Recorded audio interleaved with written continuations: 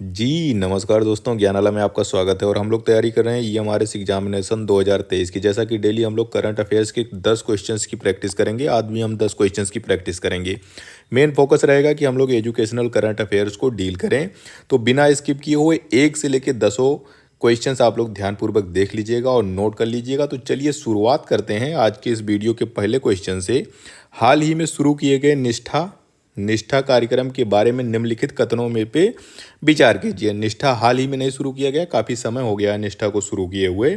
निष्ठा का मतलब है नेशनल, यन से हो गया initiative national initiative for school heads and teachers holistic advancement.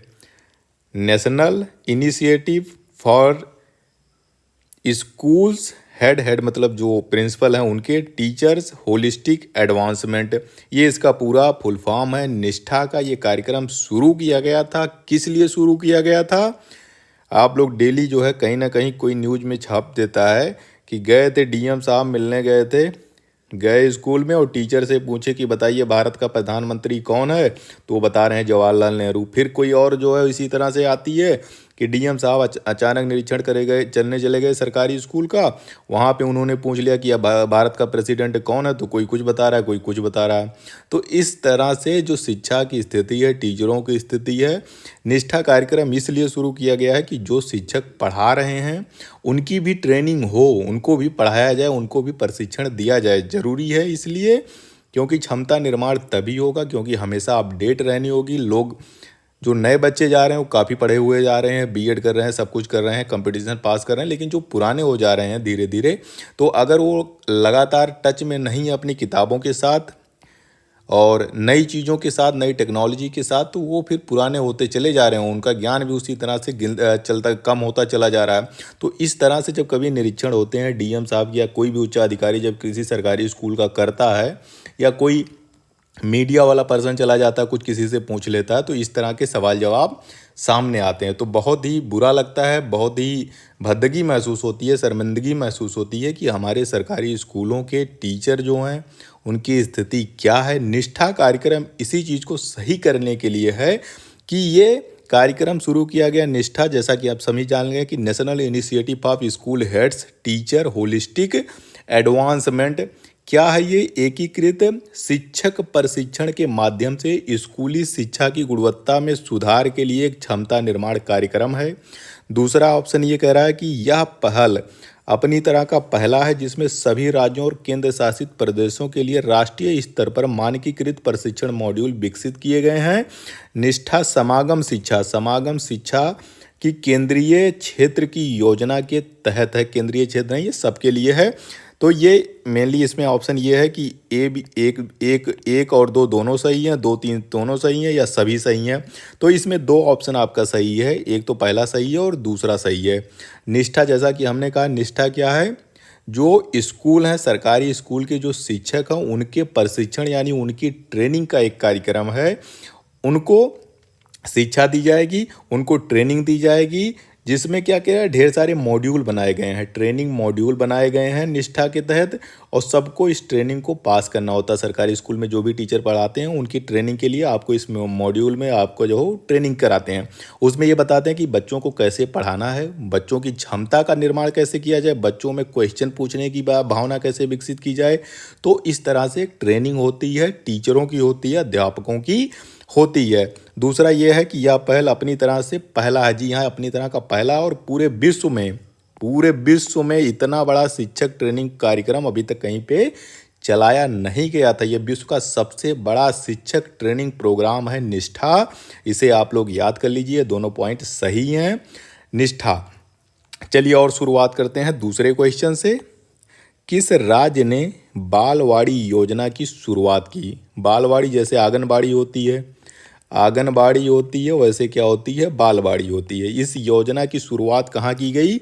Uttar Pradesh में नहीं की गई है, या छत्तीसगढ़ की योजना है। जी हाँ, भूपेश बघेल जी हैं, सीएम हैं छत्तीसगढ़ के, उनके द्वारा ये शुरुआत की गई थी 2022 में। 2022 में इसकी शुरुआत हुई थी। किस दिन हुई थी? याद कर लीजिए, 5 सितंबर को इसकी घोषणा उन्होंने की थी। 5 सितंबर क्या है? नेशनल राष्ट्रीय क्या शिक्षक दिवस है भाई, 5 सितंबर को। शिक्षक दिवस के शुभ अवसर पर छत्तीसगढ़ सरकार द्वारा बाल बाड़ी योजना शुरुआत की गई। बाल बाड़ी का मतलब ही है ये किंडरगार्टन, यानी 5 और 6 वर्ष के बच्चों को इसमें जो है एडमिशन दिया जाता है। बच्चे खेलें कूदें और सीखें, इसी उद्देश्य के साथ इसका शुरुआत है, मतलब इसी के लिए बनाए गए हैं, बालवाड़ी बनाए जा रहे हैं। आंगनबाड़ी कार्यकर्ता के अतिरिक्त वहाँ पे स्कूल वाले टीचर भी होंगे और सारी चीज़ों को भी वहाँ पे मिलेगा। वहाँ पे सारी चीज़ें, बच्चे खेले कूदें, 5 से 6 साल के बच्चों को ये एडमिशन देते हैं। किंडरगार्टन टाइप के स्कूल हैं, इनको पढ़ाया खेला कूदा जाता है, पढ़ाया जाता है। छत्तीसगढ़ सरकार की ये योजना है। 5 सितंबर यहाँ पे लिखा हुआ, 5 सितंबर 2022 को शुरू हुआ था। इसका थीम ये था, जाबो बाल बाड़ी बढ़ाबो शिक्षा की गाड़ी, जिसका मतलब है जहाँ पे बाल बाड़ी वहाँ पे शिक्षा की गाड़ी आगे बढ़ेगी। तो छत्तीसगढ़ सरकार की योजना है बाल बाड़ी योजना।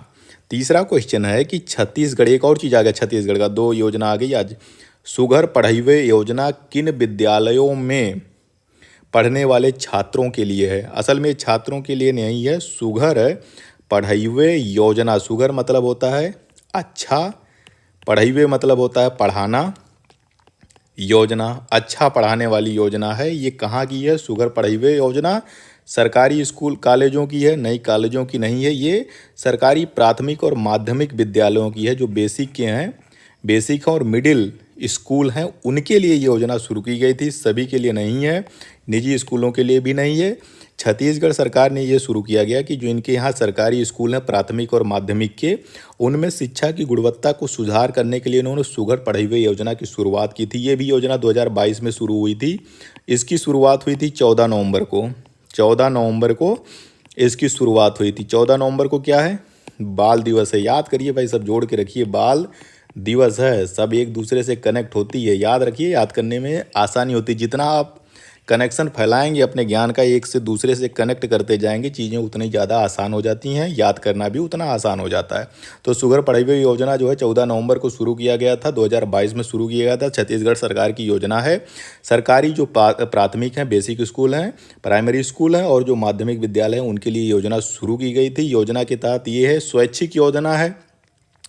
टीचरों के लिए योजना है। जो भी टीचर यहाँ पे पढ़ा रहे हैं, चाहे प्राइमरी में पढ़ा रहे हो या फिर माध्यमिक में पढ़ा रहे हो, उनके लिए ये एक योजना है कि भाई आप अपने स्कूल को अगर अच्छा पढ़ा रहे हो, आपको उसमें ग्रेडिंग, वो नंबर देते हैं, हर स्कूल की ग्रेडिंग होती है, नंबर मिलते हैं, मार्क मिलते हैं, अलग अलग पॉइंट उन्होंने बना रखे हैं। कोई भी टीचर जो है, सरकारी टीचर, इसमें जो है एनरोल अपना नॉमिनेशन करा सकता है।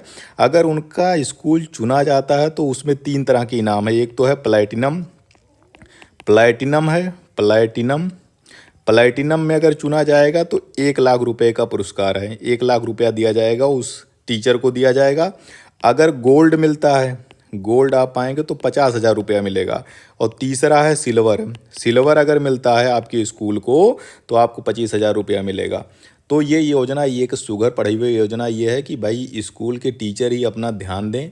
स्कूल अगर उनका जो है सेलेक्ट होता है सुघर पढ़इवे योजना के तहत, तो जिस तरह से उनकी नंबर आएगा, अगर प्लेटिनम में आते हैं तो 1 लाख रुपया मिलेगा, गोल्ड में आते हैं तो 50,000 रुपया मिलेगा, और सिल्वर अगर मिलता है उनके स्कूल को तो 25,000 रुपया पाएंगे। स्वैच्छिक योजना है, कोई भी टीचर जो सरकारी स्कूलों में इनके पढ़ा रहे हैं, माध्यमिक और मध्य इसमें प्राइमरी में, वो इसमें भाग ले सकते हैं, उसमें रजिस्ट्रेशन करा सकते हैं। चौथा क्वेश्चन है कि हाल ही में विद्यालय शिक्षा में किस विषय को पढ़ाने वाला मध्य प्रदेश देश का पहला राज्य बन गया है?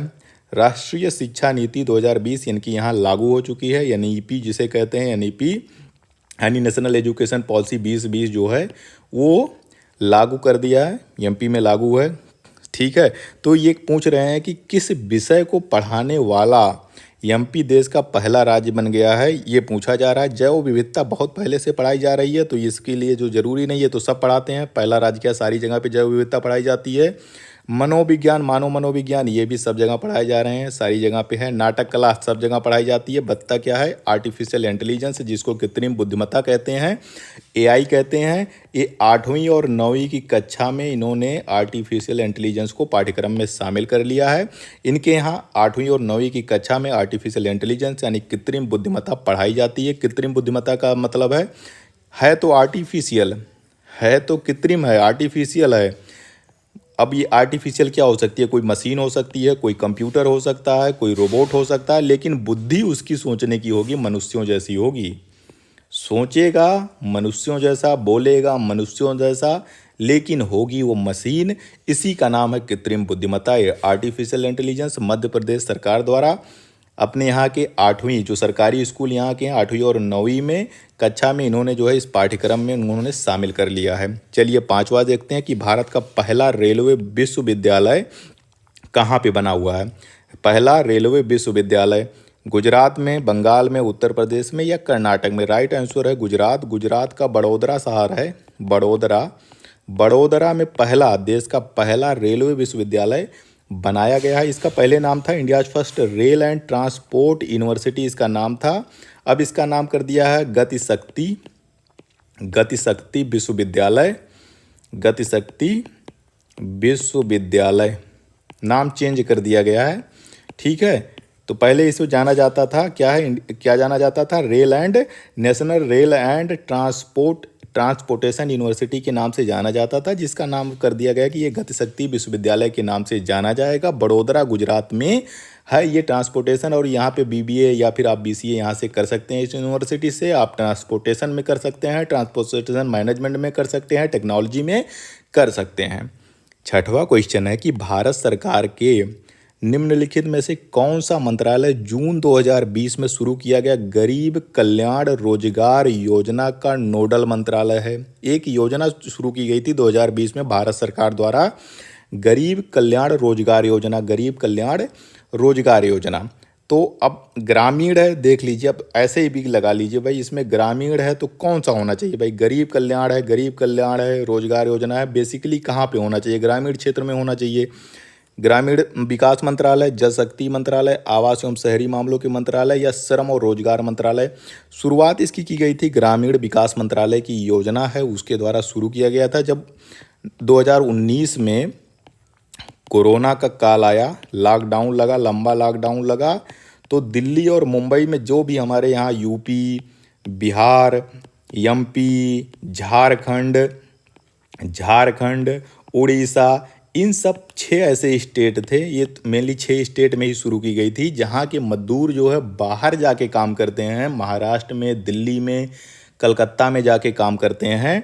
कोरोना के समय क्या हुआ, लॉकडाउन में सब भाग भाग के आ गए अपने घर, कोई चारा ही नहीं था, सारा कुछ बंद था, खाने पीने की संकट आ गई थी, लोग जान अपना जोखिम में डाल के कोई एक था जो बिहार का अपना था, वो साइकिल से दिल्ली से चला गया, वहाँ से मुंबई से लोग साइकिल से, पैदल, रेल से, पता नहीं कैसे कैसे सब बड़ी मुश्किल से जो है अपने अपने घर पहुँचे थे।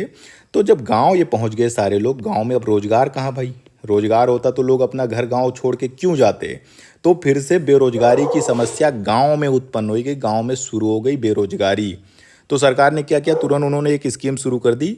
मनरेगा तो है, ये मनरेगा अपना चल रहा था, मनरेगा अपने आप चल रही थी, उसके अतिरिक्त इन्होंने ये शुरू कर दिया 20 में कि भाई एक और योजना हम कर रहे हैं, जो भी बेरोजगार हो गए हैं, जो लोग बाहर काम करते थे, जो कोरोना काल में लॉकडाउन में अपने गांव में ऑफिस आ गए थे, उनको रोजगार, वहीं गांव में रोजगार की व्यवस्था करने के लिए ये योजना, गरीब कल्याण योजना, गरीब कल्याण रोजगार योजना की शुरुआत की गई थी, जिसके नोडल मंत्रालय हैं ग्रामीण विकास मंत्रालय, इसकी नोडल एजेंसी है। चलिए 7वां क्वेश्चन देखते हैं कि किस भारतीय मंत्रालय द्वारा हाल ही में, अब हाल ही में क्या है भाई, 2019-20 का समय हो गया, यूडाइस प्लस की शुरू किया गया था। हाल ही में नहीं है, लेकिन यूडाइस प्लस क्योंकि शिक्षा से जुड़ा हुआ है तो इसलिए इस चीज़ को जान लीजिए। पुरानी योजना है लेकिन काम की योजना है, कभी भी किसी भी रूप में जीएस के रूप में पूछी जा सकती है, करंट अफेयर के रूप में पूछी जा सकती है, तो रट लो, याद कर लो, समझ लो। यूडाइस प्लस योजना की शुरुआत की गई थी स्वास्थ्य मंत्रालय। स्वास्थ्य मंत्रालय क्यों जुड़ा है कि भाई शिक्षा से क्षेत्र से है, तो ये शिक्षा मंत्रालय ने इसको शुरू किया था। पहले इसको एचआरडी मंत्रालय कहा जाता था, यानी ये मानव संसाधन विकास मंत्रालय कहा जाता था। बाद में इसका विभाग कर दिया गया शिक्षा मंत्रालय, नाम चेंज कर दिया गया।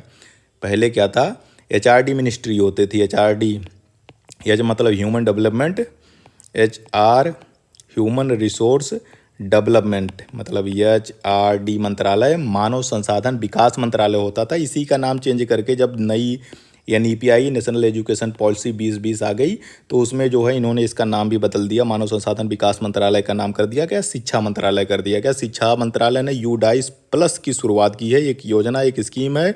इसका पूरा मतलब ही ये है unified district information system for education plus. ठीक है, शुरू भी वही समय की गई थी, 1919 में इसकी शुरुआत हुई थी। पूरा नाम है you for unified, D for district, I for information, yes for क्या है, yes for information system for education, plus का मतलब प्लस है ये। तो ये शिक्षा मंत्रालय की एक योजना। इसके तहत क्या है, जो सरकारी स्कूल हैं, जितने भी सरकारी स्कूल हैं, उसका एक डेटाबेस ये बनाया गया है। इसके तहत डेटाबेस बनाया गया है। यूडाइस प्लस एक डेटाबेस ही है, बेसिकली एक डेटाबेस है जिसमें सरकारी स्कूल की पूरी जानकारी, वहाँ पे कितने कमरे हैं, कितने टॉयलेट हैं, कितने शौचालय हैं, कितने लाइब्रेरी है, कितने कक्षा है, कितना टीचर हैं, कितने बच्चे पढ़ते हैं, कितने बच्चे वहाँ से छोड़ रहे हैं, ये सारा का सारा डेटाबेस यूडाइस प्लस में रखा जाता है। एनआईसी इसको मैनेज करती है, नेशनल इंफॉर्मेटिक्स सेंटर जो है इसको मैनेज करती है, वही देखती है जितना भी डेटा इनके पास ये लोग देते हैं भर के, उसी के साथ जो होता है सब कुछ एक जगह पे पता चल जाता है कि किस राज्य में कितने स्कूल हैं, कितने सरकारी स्कूल हैं, कितने वहाँ पे क्या स्थिति किस स्कूल की है।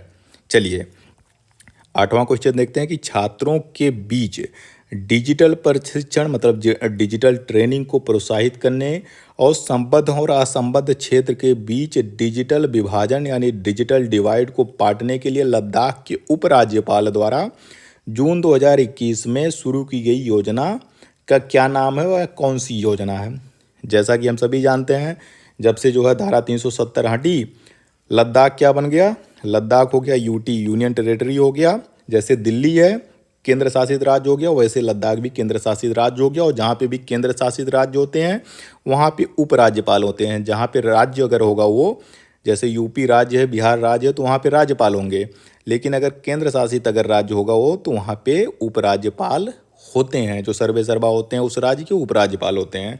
तो ठीक है, लद्दाख के उपराज्यपाल थे, उन्होंने एक घोषणा, एक योजना चलाई थी 2021 में। ये भी वही चीज़ है, कोरोना के बाद, लॉकडाउन के बाद जो शिक्षा में सब सारे स्कूल कॉलेज बंद थे, तो बहुत सारा ये हुआ कि यार सब कुछ चल ही नहीं रहा था, सारे स्कूल कॉलेज बंद थे, तो सब कुछ डिजिटल चल रहा था, डिजिटल एजुकेशन हो। तो इसी के तहत, इसी के क्रम में भी ये योजना इनके द्वारा चलाई गई थी, यून टैब, दीक्षा, ई विद्या या प्रज्ञाता। तो जो योजना थी यून टैब का मतलब है, टैब का मतलब होता है टैबलेट। छात्रों को, जो सरकारी स्कूलों में पढ़ने वाले छात्र थे, उन सबको क्या दिया गया, फ्री में टैबलेट। 6 से लेकर 12वीं तक की बच्चे जो थे सरकारी स्कूल में पढ़ने वाले, इनको टैबलेट दिए गए। उन टैबलेट में जो है कुछ इंटरनेट से और कुछ प्री लोडेड जो है उसमें वीडियो लेक्चर थे, पढ़ने के लिए किताबें थी, सारा कुछ उसी में था, उसी टैबलेट में उन्होंने डाल के दे दिया गया था। तो ये योजना यून टैब योजना जो है लद्दाख की योजना है। 9वां है कि हाल ही में खबरों में रहा OTP RMS प्रमाण पत्र किस केंद्रीय मंत्रालय से जुड़ा हुआ है। शिक्षा मंत्रालय, कौशल विकास एवं उद्यमिता मंत्रालय, श्रम एवं रोजगार मंत्रालय, कृषि एवं ग्रामीण विकास मंत्रालय। OTP RMS, अब इसका मतलब क्या है OTP RMS। ओ फॉर हो गया ऑनलाइन, टी से टीचर, पी से पीपल, आर से रजिस्ट्रेशन, एम से मैनेजमेंट, एस से सिस्टम हो गया। मतलब हो गया ऑनलाइन, टीचर हो गया, टीचर मतलब अध्यापक हो गया, पीपल मतलब छात्र हो गए, रजिस्ट्रेशन हो गया, मैनेजमेंट, सिस्टम है।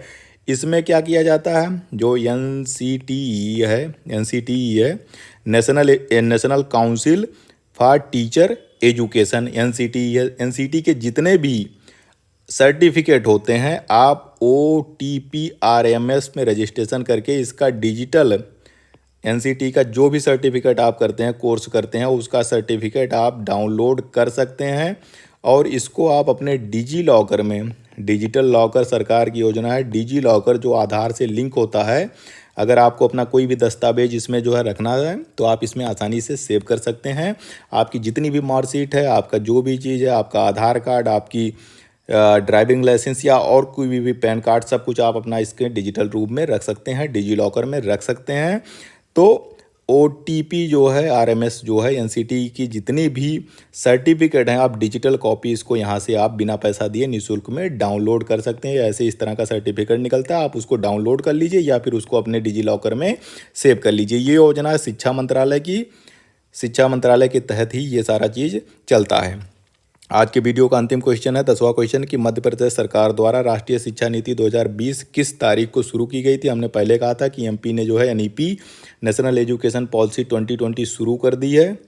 पहले ही शुरू कर दी है। कर्नाटक में भी शुरू हो गया है, यहाँ पे भी शुरू हो गया है। कब शुरू हुआ था? इन्होंने शुरू किया था 26 अगस्त 2021 को। 26 अगस्त को मध्य प्रदेश में जो नई शिक्षा नीति है, यानी आप इसके राष्ट्रीय शिक्षा नीति 2020 कहते हैं या नीति 2020 कहते हैं, एमपी में जो है ये 26 अगस्त 2021 से लागू हो गया। जो 10+2 वाला स्कीम था राष्ट्रीय शिक्षा नीति में, वो सारा कुछ चेंज हो गया। इसमें बहुत बड़ा बदलाव किया गया शिक्षा में। इसको अलग से पढ़ना पड़ेगा आप लोगों को कि इसमें बहुत बृहद स्तर पे बदलाव किए गए हैं। तो अगर आप लोग कहेंगे तो इस पर हम एक वीडियो बना देंगे, नहीं तो आप लोग खुद पढ़ लीजिएगा। आज का वीडियो यहीं पे समाप्त होता है। प्लीज़ अगर आप लोगों ने अभी तक चैनल को सब्सक्राइब नहीं किया है तो सब्सक्राइब कर दीजिएगा, और अगर वीडियो अच्छा लगा हो तो प्लीज़ लाइक शेयर कर दीजिएगा।